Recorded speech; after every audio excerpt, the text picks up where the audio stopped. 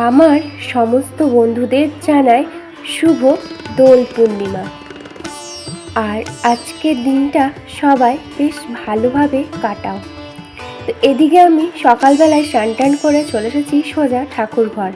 তারপর এদিকে ঠাকুরের পায়ে আবির দেব, তার জন্য পুজোটা আগে করে নেব। তো এদিকে আমি গোপুসোনাকে আজকে দোল পূর্ণিমার দিন ভালো করে সাজিয়ে দিয়েছি।